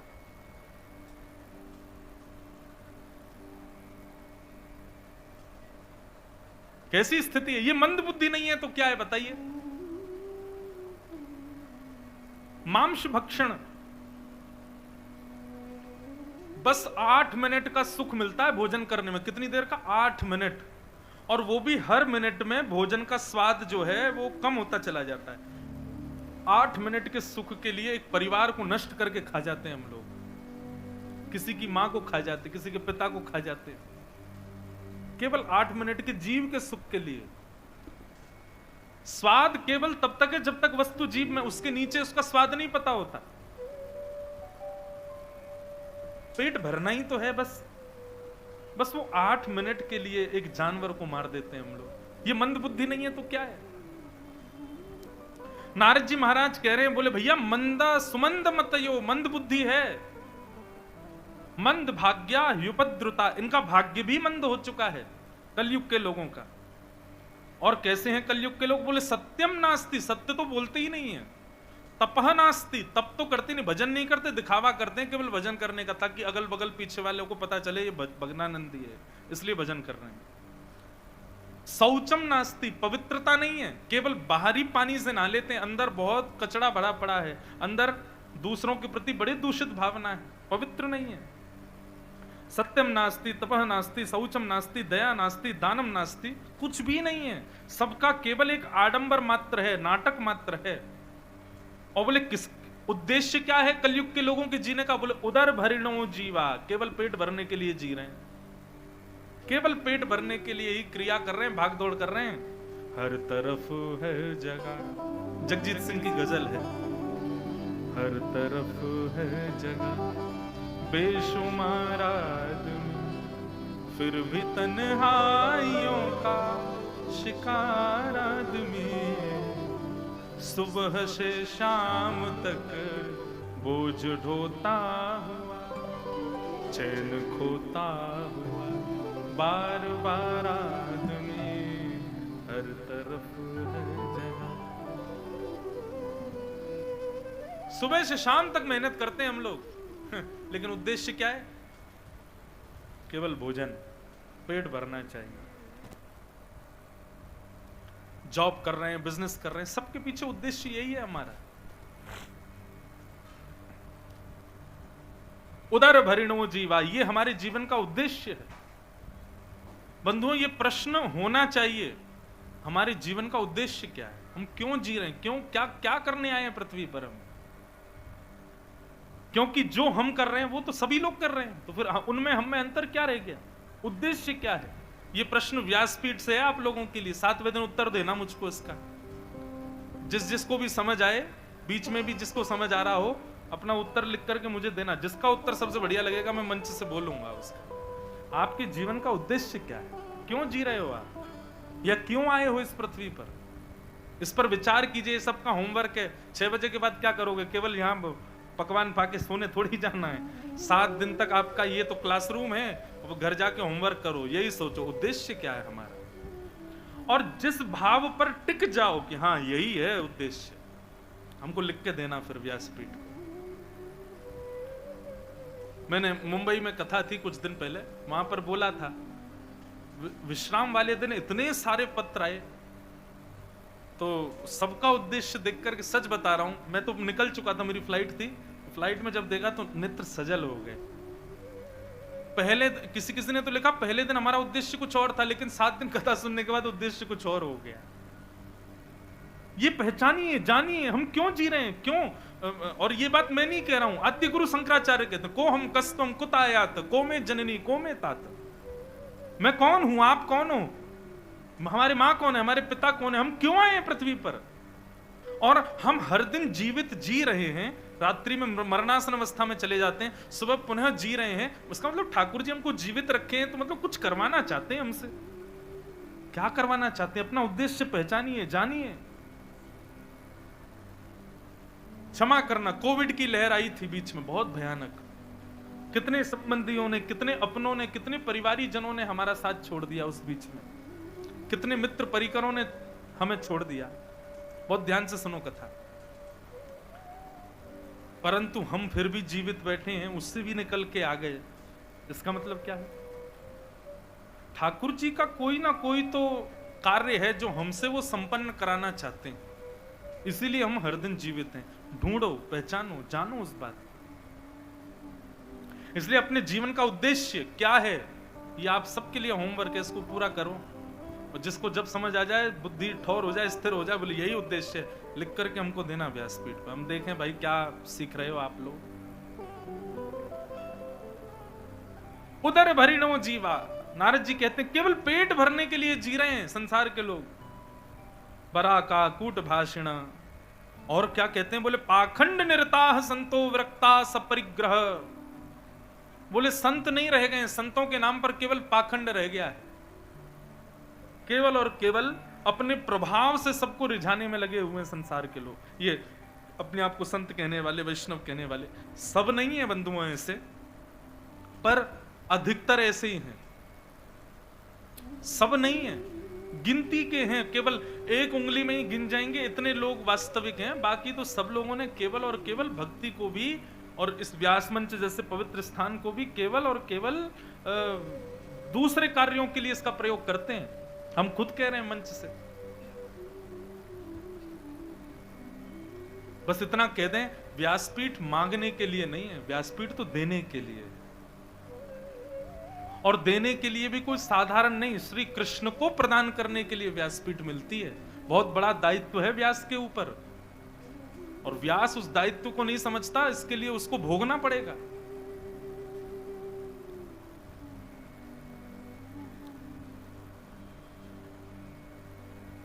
इस प्रकार सब बताते गए। यहां पे तो ये भी लिखा है, शाल को बुद्धिदायक। बड़े भैया की बात नहीं मानते, लेकिन पत्नी के भैया की बात जरूर मानेंगे। क्यों? पत्नी का भैया बुरा नहीं मान जाए। तो यहाँ जितने भी पत्नियों के भैया बैठे हों, बुरा नहीं मानना। यहां पर नारद जी कह रहे, शाल को बुद्धिदायक। और वृद्ध माता बोले, बेटा ऐसा करो, उसकी नहीं सुनेंगे, लेकिन पत्नी कहे ऐसा करो, जो आज्ञा, आप जो कहोगी वो तो करना ही है हमको। इस प्रकार की यहां बहुत सारी बातें बताई गई। फिर कहा गया, शादी जैसे पवित्र संबंध को भी कन्या विक्रय का रूप बताया गया। यहां पर बोले क्या कर रहे हैं? बोले कुछ नहीं, केवल मोल भाव लगाया जाता है। हमारे बेटे ने इतनी पढ़ाई करी, इतना पैसा तो लगाना ही पड़ेगा।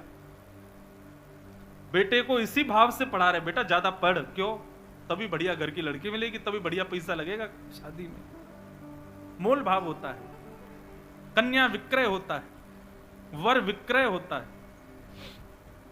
सब बातें बताते हुए नारद जी बोले, मैं सब जगह भ्रमण करता करता जैसे ही वृंदावन पहुंचा, तब मैंने वृंदावन में क्या देखा? बोले एक तरुणी, एक युवा कन्या बैठी है, परम सुंदरी है, यमुना के तट पर, और उसकी गोद में 2 वृद्ध लेटे हुए हैं। मैंने देखा, मैंने कहा एक युवा कन्या की गोद में बुढ़े क्यों लेटे हैं? मैंने जाकर के उस कन्या से पूछा, हे देवी तुम कौन हो, और तुम्हारी गोद में ये 2 वृद्ध जो हैं ये कौन है? तब उसने बताया, अहम भक्तिर्तिख्याता इमो में तनयो मतो ज्ञान वैराग्य नामानो काल योगेन जर्जरो। मैं भक्ति हूं और ये दोनों मेरे बेटे हैं, इसका नाम ज्ञान और इसका नाम वैराग्य। नारद जी बोले, माता जी युवा और बेटा वृद्ध कैसे हो सकता है? बोले ऐसे हो सकता है क्योंकि भक्ति तो सब करते हैं, लेकिन ज्ञान और वैराग्य को कोई नहीं पूछता। भक्ति बंधुओं सबके हृदय में है, पर ज्ञान किसी को नहीं है, वैराग्य किसी के पास भी नहीं है। और माफ कीजिएगा, जहां पुत्र प्रसन्न नहीं है वहां मां प्रसन्न कैसे रह सकती है? ज्ञान का मतलब, मैं पुनः कहूंगा, ज्ञान का मतलब विवेक ही लीजिएगा। विवेक का मतलब क्या होता है? सद और असद की पहचान, इसको विवेक कहते हैं। सही गलत की नॉलेज होना, यह विवेक है। जैसे छोटा बालक है, उसको 100 रुपए का नोट दो, फाड़ देगा, लेकिन जैसे ही धीरे धीरे बड़ा होगा 100 रुपए की नोट दो तो जेब में डाल लेगा। ये उसको क्या हो गया? ये ज्ञान नहीं हुआ, ये उसको विवेक हो गया कि वस्तु मेरी उपयोग की है। छोटे बच्चे को कांच का ग्लास दो, फेंक देगा, लेकिन वही ग्लास 15, 16 साल, 18 साल के बच्चे को दो तो संभाल के रखेगा। यही विवेक है बंधुओं, बस वस्तु से क्या सही है क्या गलत इसकी पहचान होना, इसको विवेक कहते हैं। हम लोग ज्ञानी तो बन जाते हैं, विवेकी नहीं बन पाते। और जो व्यक्ति विवेकी नहीं बनता उसके हृदय में भक्ति सदैव वृद्धि रहती है, उसके हृदय में सदैव भक्ति बुद्धि ही रहती है। इसलिए भक्ति को प्रसन्न करना है तो पहले विवेक जीवन में लाओ, विवेक आएगा सत्संग से। तो यह है ज्ञान, भक्ति का पहला बेटा। भक्ति के दूसरे बेटे का नाम है वैराग्य। वैराग्य का मतलब यदि हम आपसे पूछें क्या है तो आप कहोगे घर परिवार छोड़ देना, यह वैराग्य है? नहीं, वस्तु का त्याग नहीं, वस्तु के प्रति जो हमारी आसक्ति है उस आसक्ति का त्याग। आसक्ति का त्याग करो, मतलब 56 भोग बने हों लेकिन फिर भी आपकी रसना पर इतना वशीकरण हो कि आप उसको छुओ ही नहीं। कई युवा भाई बहन लोग मेरे से बोलते हैं, हम लोग कॉलेज जाते हैं, हम लोग ऑफिस जाते हैं, वहां के हमारे सब मित्र लोग सब खाते हैं तो हमारा भी मन कराता है। इसका मतलब क्या है? आपके अंदर वैराग्य नहीं है, आप वस्तु को देख करके विचलित हो जाते हो। ये विचलन ना होना, इसको वैराग्य कहते हैं। अब किसी ने अपने नाम के आगे लिख दिया ब्रह्मचारी। ब्रह्मचारी का मतलब क्या? जिसका ब्याह ना हुआ हो, जो बाल ब्रह्मचारी हो, बचपन से ही बिल्कुल ब्रह्मचर्य का पालन कर रहा हो, वो ब्रह्मचारी। तो ब्रह्मचारी भी 2 प्रकार के होते हैं। एक तो वो होते हैं जिन्होंने 35 साल तक खूब प्रयास तो बहुत किया, हो जाए कहीं से तो कोई मिले, किसी से तो हो, कोई तो भाए, किसी को तो हम भाएं। लेकिन बेचारों ने जब देखा कि अब 40 की उम्र हो गई, बाल उड़ने लगे, अब तो संभव नहीं है। सुनो, हमारे नाम के आगे लिख दो बाल ब्रह्मचारी, कहीं से तो योग्यता मिले। ब्याह ही नहीं हुआ तो क्या करे, बाल ब्रह्मचारी बोल दो भैया सब। एक तो ये हैं ब्रह्मचारी, और एक ब्रह्मचारी कौन, अत्यंत सुंदर हैं और अत्यंत सुंदरी नारियों के अप्रोचेस के बाद भी अपने आप को वशीकृत करके रखे, अपने मन को विचलित ना होने दे, अत्यंत प्रकार के व्यसनों के मिलने के बाद भी अपनी इंद्रियों को उनके प्रति आकर्षित ना होने दे, वो श्रेष्ठ ब्रह्मचारी। इसको कहते हैं वैराग्य। वैराग्य का मतलब घर परिवार छोड़ देना नहीं होता। वैराग्य का मतलब वस्तु सामने हो लेकिन आपकी स्थिति उसके प्रति गिरे ना, वो वैराग्य। अब जैसे कल एकादशी का व्रत है, घर के कई लोग रोटी सब्जी खाएंगे कल भी, क्योंकि छोटे बालक, अति वृद्ध, बीमार को व्रत नहीं करना चाहिए।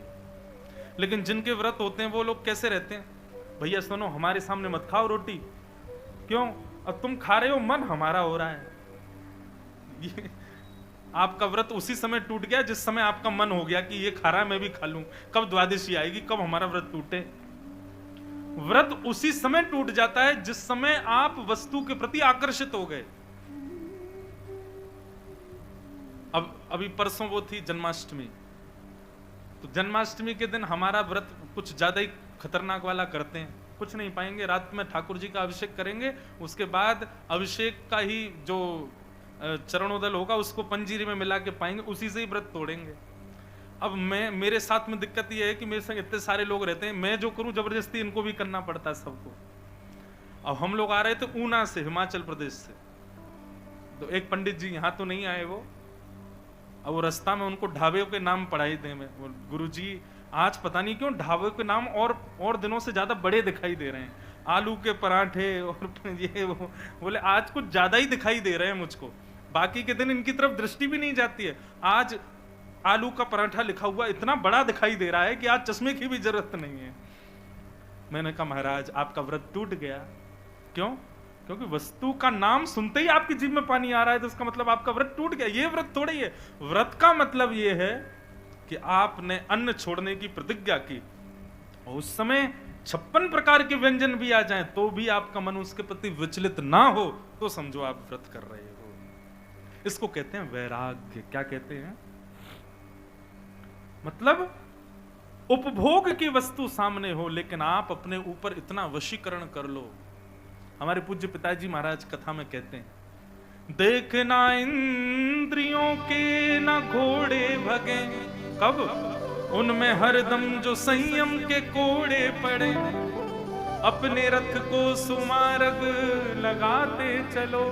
कैसे होगा ये संभव? कृष्ण गोविंद गोपाल गाते चलो। अब एक तरीका सुनो, जैसे ही किसी वस्तु के प्रति आपका मन आने लग जाता हो, सो आंख बंद करके हे बिहारी जी श्री कृष्ण गोविंद हरे मुरारे हे नाथ नारायण वासुदेव, उनको प्रार्थना कर लेना। उसके बाद आप आंख खोल के देखोगे आपका मन नहीं करेगा उसके प्रति। धीरे धीरे इस प्रकार मन हमारा वशीकृत होगा। जैसे ही लगे कि आंखों को कोई वस्तु आकर्षित कर रही, कानों को कोई वस्तु आकर्षित कर रही, या इंद्रियों की कोई भी वस्तु किसी भी भाव के प्रति आकृष्ट हो रही है, उसी समय नेत्र बंद करके बिहारी जी को याद करो, हे बिहारी जी कृपा करो, रक्षा करो हमारी। आप पुनश्च आंख खोल करके देखोगे तो आपका मन उसके प्रति विचलित नहीं होगा।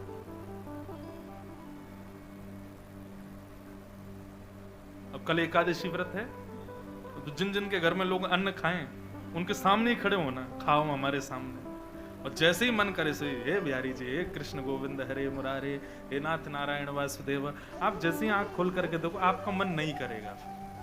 ठाकुर जी के भजन में, नाम में, स्मृति में इतनी सामर्थ्य है, हमारी प्रत्येक इंद्रिय को संभाल सकते हैं वो। और मैं अपनी कथाओं में कहा करता हूं, वास्तविक रक्षा यही है बंधुओं। हम गिरने से बच गए, हम मरने से बच गए, अरे बहुत बड़ी बीमारी हुई थी मरते मरते बचे, भगवान ने बड़ी, ये रक्षा नहीं है भगवान की। ये तो आपका जीवन बचा इसलिए बच रहे हो। वास्तविक रक्षा तो ये इंद्रियों का जो पतन होता है ना वस्तुओं के प्रति, इससे आप बच जाओ तो समझो ठाकुर जी ने रक्षा की, ठाकुर जी ने हमको बचा लिया, ठाकुर जी हमको संभाल रहे हैं। इसको असली रक्षा मानना ठाकुर जी की। तो भैया ये दो पुत्र हैं भक्ति के, ज्ञान और वैराग्य, दोनों को अंदर लाओ। और उसके बाद जब आप भक्ति करोगे ना तो मीरा जैसी होगी, कुमनदास जैसी होगी, सूरदास जैसी होगी, फिर हर स्थिति में श्री कृष्ण ही होंगे। भक्ति महारानी बड़ी दुखी है, नारद जी से बोली मेरे पुत्रों को युवान करो नारद जी। तब नारद जी बोले हे भक्ति महारानी तुम खेद मत करो, ये कलयुग की वजह से हो रहा है। भक्ति बोली तो इस कलयुग को नष्ट कर दो ना, जिस कलयुग की वजह से इतने पाप बढ़ रहे हैं, ज्ञान वैराग्य नष्ट हो रहे हैं, ऐसे कलयुग को क्यों रखना है। तब नारद जी ने कहा कलयुग में दुर्गुण बहुत सारे हैं, लेकिन एक गुण है कलयुग में जो किसी युग में नहीं है। सतयुग त्रेता द्वापर तीनों भी नतमस्तक हैं कलयुग के एक गुण के आगे, और वो गुण कौन सा है। यत् फलम नास्ति तपसा ना योगेन समाधिना तत्फलम लभते सम्यक कलौ केशव कीर्तना। सतयुग त्रेता द्वापर तीनों युगों में जो फल तपस्या से नहीं मिलता, जो फल यज्ञ से नहीं मिलता, जो फल योग साधना करने से नहीं मिलता, वो फल कलयुग में केवल साधारण आसन पर बैठ के नेत्र बंद करके बिहारी जी का नाम गा करके और केवल कीर्तन करने मात्र से प्राप्त हो जाता है। जो फल तीनों युगों में नहीं मिलते वो फल केवल और केवल कलयुग में भगवान का कीर्तन करने मात्र से मिल जाता है। अच्छा, इसका प्रमाण दें। भरतपुर बिहारी लाल, अब जैसे ही मैंने कहा भरतपुर बिहारी लाल तो आप सबके नेत्रों में चित्त में बिहारी जी की छवि प्रकट हो गई। एक क्षण के लिए आप सबको दिखाई दिए बिहारी जी। ये पॉसिबिलिटी सतयुग त्रेता द्वापर में नहीं है। वहां पर कितना भी कहें चतुर्भुज बिहारी, वहां पर कितना भी कहें शंख चक्र गदा पद्मधारी, जब तक आप साधना नहीं करोगे, जब तक आप तपस्या नहीं करोगे, तब तक आपके चित्त में उनका प्रतिबिंब दिखेगा ही नहीं। ये केवल कलयुग में ही है कि यहां नाम लेते ही आपको भगवत दर्शन हो जाता है, भगवत स्मृति हो जाती है। अभी मैं कहूं श्री जयपुर के गोविंद देव जी, तुरंत आपको वो प्रांगण दिखाई दे जाएगा। कैसा सुंदर प्रांगण, गोविंद देव जी खड़े हैं, बड़े बड़े नेत्र हैं श्री गोविंद देव जी के, और जयपुर का वो सिटी पैलेस सब एक साथ स्मृति में आ जाएगा। ये संभव केवल कलयुग में है और कहीं नहीं है। इसलिए नारद जी कहते हैं, बोले भैया 1000 वर्ष तपस्या करने के बाद जिन भगवान की झांकी हृदय में प्रकट होती है सतयुग त्रेता द्वापर में, वो झांकी कलयुग में केवल हरि संकीर्तन करने मात्र से मिल जाती है। इसलिए कलयुग में भगवत प्राप्ति बड़ी सरल है बाकी के युगों से। इसलिए कलयुग को नहीं मार सकते भक्ति रानी। कलयुग में पाप भले ही है, लेकिन बात वही है ना, सबसे सुंदर पुष्प कमल है लेकिन खिलता कीचड़ में ही है। भक्ति सबसे सहज कलयुग में है, लेकिन कलयुग में पाप बहुत हैं। इनसे बच जाओ तो भक्ति कर पाओगे। लेकिन अगर भक्ति का मार्ग अपना लिया तो जो सतयुग में नहीं हुआ, जो त्रेता में नहीं हुआ, जो द्वापर में नहीं हुआ, वो कलयुग में संभव है। इसलिए कलयुग बड़ा श्रेष्ठ है, इसको हम नहीं मार सकते। लेकिन तुम चिंता मत करो, तुम्हारे पुत्रों के लिए मैं कोई व्यवस्था करता हूं। नारद जी महाराज भ्रमण करते करते बद्रीनाथ पहुंचे और बद्रीनाथ में उनको भगवान के प्रथम अवतार मिले, सनक सनंदन सनातन सनत कुमार। और सनत कुमारों से उन्होंने पूछा कि ज्ञान वैराग्य कैसे युवान होंगे। तब सनत कुमारों ने कहा केवल सत्संग से हो सकते हैं। बोले सत्संग तो बहुत सारे हैं, गीता का ज्ञान भी सत्संग है, वेदों का ज्ञान भी सत्संग, कौन सा सत्संग। तब सनत कुमारों ने कहा सत्कर्म सूचको नूनम ज्ञान यज्ञ स्मृतो बुधै श्रीमद् भागवतालाप सतु गीतः सुखादिवि। ये भागवत की कथा सबसे बढ़िया सत्संग है, क्योंकि इसमें सबका सार आ जाएगा। यही सुनाओ, इसी से ही ज्ञान वैराग्य पुष्ट हो जाएंगे। और भागवत की कथा गंगा के तट पर हुई, सनत कुमारों ने कथा की और उसी कथा के मध्य में ज्ञान वैराग्य के सहित भक्ति महारानी प्रकट हो गई। भक्ति सुतौ तौ तरणौ गृहीत्वा प्रेमैक रूपा सहसा विरासित श्री कृष्ण गोविंद हरे मुरारे नाथेति नामानि मुहुर्वदन्ति। ज्ञान और वैराग्य दोनों युवान हो गए और भक्ति महारानी कथा में प्रकट हो गई। ऐसी भागवत की कथा जो ज्ञान वैराग्य और भक्ति को युवान करती है, उस भागवत को हम बारंबार प्रणाम करते हैं। इस प्रकार भागवत के महात्म का प्रथम सर्ग सुनाया गया। भागवत के महात्म का प्रथम भाव यहाँ पर सुनाया गया। बोलो वृंदावन बिहारी लाल की जय।